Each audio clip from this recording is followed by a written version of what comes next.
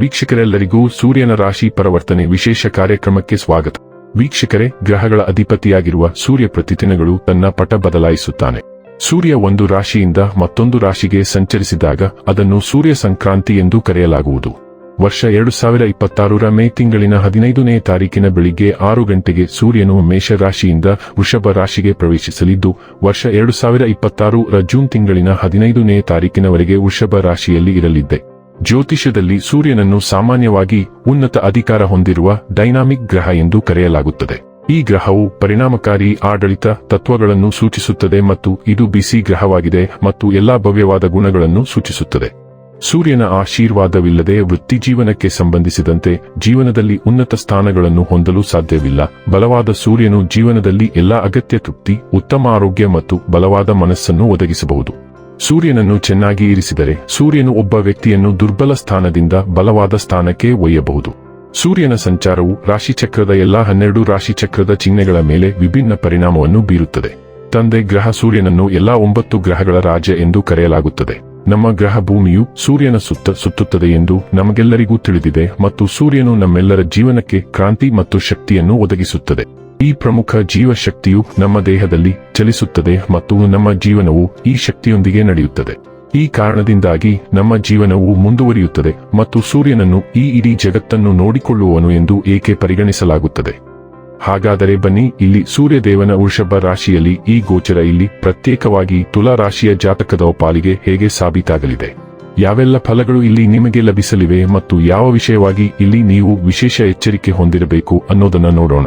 ಎಂದಿನಂತೆ ನಮ್ಮ ವಿನಂತಿ ಎಂದರೆ, ನೀವಿನ್ನೂ ನಮ್ಮ ಚಾನೆಲ್ ಅನ್ನು ಸಬ್ಸ್ಕ್ರೈಬ್ ಮಾಡಿಲ್ಲವೆಂದರೆ ದಯವಿಟ್ಟು ಈಗಲೇ ನಮ್ಮ ಚಾನೆಲ್ ಅನ್ನು ಸಬ್ಸ್ಕ್ರೈಬ್ ಮಾಡಿ. ಹಾಗೆ ನಿರಂತರ ವಿಡಿಯೋ ಅಪ್ಡೇಟ್ಸ್ಗಳಿಗಾಗಿ ತಪ್ಪದೇ ಪಕ್ಕದ ಬೆಲ್ ಐಕಾನ್ ಬಟನ್ ಕೂಡ ಕ್ಲಿಕ್ ಮಾಡಿ.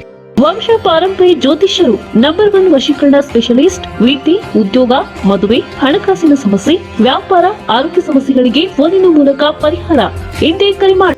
ವೀಕ್ಷಕರೇ, ತುಲಾ ರಾಶಿಯವರಿಗೆ ಈ ಸಂಚಾರವು ಸ್ವಲ್ಪ ಸವಾಲಿನದ್ದಾಗಿರಬಹುದು, ಏಕೆಂದರೆ ಆರೋಗ್ಯ ಮತ್ತು ಖರ್ಚು ಎರಡರಲ್ಲೂ ಏರಿಳಿತಗಳು ಕಂಡುಬರುವ ಸಾಧ್ಯತೆ ಇದೆ. ಹಠಾತ್ ವೆಚ್ಚಗಳು ಉಂಟಾಗಬಹುದು ಮತ್ತು ನೀವು ಮಾನಸಿಕ ಒತ್ತಡವನ್ನು ಸಹ ಅನುಭವಿಸಬಹುದು. ಕೆಲಸದ ಸ್ಥಳದಲ್ಲಿ ಎಚ್ಚರಿಕೆಯಿಂದ ಇರುವುದು ಮತ್ತು ಯಾವುದೇ ಅನೈತಿಕ ಚಟುವಟಿಕೆಗಳಲ್ಲಿ ತೊಡಗಿಸಿಕೊಳ್ಳುವುದನ್ನು ಕಟ್ಟುನಿಟ್ಟಾಗಿ ತಪ್ಪಿಸುವುದು ಅಗತ್ಯವಾಗಿರುತ್ತದೆ. ಆದಾಗ್ಯೂ ಸರಿಯಾದ ಪ್ರಯತ್ನದಿಂದ ಪರಿಸ್ಥಿತಿ ಕಾಲಾನಂತರದಲ್ಲಿ ಕ್ರಮೇಣ ಸುಧಾರಿಸುವ ಸಾಧ್ಯತೆ ಇದೆ. ತುಲಾ ರಾಶಿಯವರಿಗೆ ಸೂರ್ಯನು 11ನೇ ಮನೆಯ ಅಧಿಪತಿ.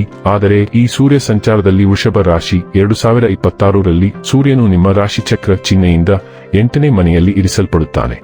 8ನೇ ಮನೆಯನ್ನು ಹಠಾತ್ ಬದಲಾವಣೆಗಳು, ಆರೋಗ್ಯ, ರಹಸ್ಯ ಘಟನೆಗಳು ಮತ್ತು ಏರಿಳಿತಗಳ ಮನೆ ಎಂದು ಪರಿಗಣಿಸಲಾಗುತ್ತದೆ. ಈ ಕಾರಣಕ್ಕಾಗಿ ಈ ಸಮಯವು ಸ್ವಲ್ಪ ಎಚ್ಚರಿಕೆಯಿಂದ ಮುಂದುವರಿಯಲು ಸೂಚಿಸುತ್ತದೆ. ಈ ಸಮಯದಲ್ಲಿ ಆರೋಗ್ಯ ಸಂಬಂಧಿತ ಸಮಸ್ಯೆಗಳು ಉದ್ಭವಿಸಬಹುದು. ಚರ್ಮಕ್ಕೆ ಸಂಬಂಧಿಸಿದ ಸಮಸ್ಯೆಗಳು, ಪಿತ್ತರಸದ ಕಾಯಿಲೆ ಹೆಚ್ಚಾಗುವುದು, ಜ್ವರ ಅಥವಾ ದೇಹದಲ್ಲಿ ದೌರ್ಬಲ್ಯ ಉಂಟಾಗಬಹುದು. ಕೆಲವು ಜನರು ವೈಯಕ್ತಿಕ ಆರೋಗ್ಯ ಸಮಸ್ಯೆಗಳಿಂದ ಕೂಡ ತೊಂದರೆಗೊಳಗಾಗಬಹುದು. ಆದ್ದರಿಂದ ಈ ಸಮಯದಲ್ಲಿ ನಿಯಮಿತ ತಪಾಸಣೆ ಮತ್ತು ಸಮತೋಲಿತ ದಿನಚರಿ ಬಹಳ ಮುಖ್ಯವಾಗಿರುತ್ತದೆ. ಆದಾಗ್ಯೂ ಜಾತಕದಲ್ಲಿ ಈಗಾಗಲೇ ಗ್ರಹಗಳ ಸ್ಥಿತಿ ಅಶುಭವಾಗಿದ್ದಾಗ ಈ ಪರಿಸ್ಥಿತಿಯು ಹೆಚ್ಚಿನ ಪರಿಣಾಮ ಬೀರುತ್ತದೆ. ಹಣಕಾಸಿನ ಪರಿಸ್ಥಿತಿಯಲ್ಲಿ ಏರಿಳಿತಗಳು ಉಂಟಾಗಬಹುದು ಮತ್ತು ಹಣ ಗಳಿಸಲು ನೀವು ಮೊದಲಿಗಿಂತ ಹೆಚ್ಚು ಶ್ರಮಿಸಬೇಕಾಗಬಹುದು. ಹಠಾತ್ ಖರ್ಚು ಅಥವಾ ಹಣ ನಷ್ಟವಾಗುವ ಸಾಧ್ಯತೆಯೂ ಇರಬಹುದು. ಈ ಸಮಯದಲ್ಲಿ ಯಾವುದೇ ರೀತಿಯ ಅನೈತಿಕ ಅಥವಾ ನಿಯಮಗಳಿಗೆ ವಿರುದ್ಧವಾದ ಕೆಲಸಗಳನ್ನು ಮಾಡುವುದನ್ನು ತಪ್ಪಿಸಬೇಕು, ಏಕೆಂದರೆ ಅದು ಸಮಾಜದಲ್ಲಿನ ಇಮೇಜ್ ಅನ್ನು ಹಾಳು ಮಾಡಬಹುದು. ತಂದೆ ಅಥವಾ ತಂದೆಯಂತಹ ಜನರ ಆರೋಗ್ಯ ಮತ್ತು ವೃತ್ತಿಜೀವನದಲ್ಲಿ ಏರಿಳಿತಗಳು ಉಂಟಾಗಬಹುದು. ನೀವು ಸರ್ಕಾರಿ ಉದ್ಯೋಗದಲ್ಲಿದ್ದರೆ ಮತ್ತು ಯಾವುದೇ ವಿವಾದ ಅಥವಾ ತನಿಖೆ ನಡೆಯುತ್ತಿದ್ದರೆ ವಿಶೇಷ ಎಚ್ಚರಿಕೆ ಅಗತ್ಯ. ಇನ್ನು ಕೊನೆಯದಾಗಿ ಈ ದಿನಗಳಂದು ಮಾಡಿಕೊಳ್ಳಬೇಕಾದ ಉಪಾಯಗಳ ಕುರಿತು ನೋಡುವುದಾದರೆ, ಈ ಸಮಯದ ಪರಿಣಾಮವನ್ನು ಕಡಿಮೆ ಮಾಡಲು ಭಾನುವಾರದಂದು ಗೋಧಿ, ತಾಮ್ರ ಮತ್ತು ಬೆಲ್ಲವನ್ನು ದಾನ ಮಾಡುವುದು ಬಹಳ ಶುಭವೆಂದು ಪರಿಗಣಿಸಲಾಗಿದೆ. ಈ ಪರಿಹಾರವು ಸೂರ್ಯನ ಋಣಾತ್ಮಕ ಪರಿಣಾಮಗಳನ್ನು ಕಡಿಮೆ ಮಾಡಲು ಮತ್ತು ಜೀವನದಲ್ಲಿ ಸ್ಥಿರತೆಯನ್ನು ಕಾಪಾಡಿಕೊಳ್ಳಲು ಸಹಾಯಕವೆಂದು ಪರಿಗಣಿಸಲಾಗಿದೆ. ವೀಕ್ಷಕರೇ, ಇದಾಗಿತ್ತು ತುಲಾ ರಾಶಿಯ ಜಾತಕದವರ ಸೂರ್ಯನ ರಾಶಿ ಪರಿವರ್ತನೆಯ ಮಾಹಿತಿ ಇಷ್ಟವಾದರೆ ವಿಡಿಯೋವನ್ನು ಲೈಕ್ ಮತ್ತು ಶೇರ್ ಮಾಡಿ. ಹಾಗೆ ಚಾನೆಲ್ ಸಬ್ಸ್ಕ್ರೈಬ್ ಮಾಡುವುದರ ಜೊತೆಗೆ ನಿರಂತರ ವಿಡಿಯೋ ಅಪ್ಡೇಟ್ಸ್ಗಳಿಗಾಗಿ ಪಕ್ಕದ ಬೆಲ್ ಐಕಾನ್ ಕ್ಲಿಕ್ ಮಾಡಿ.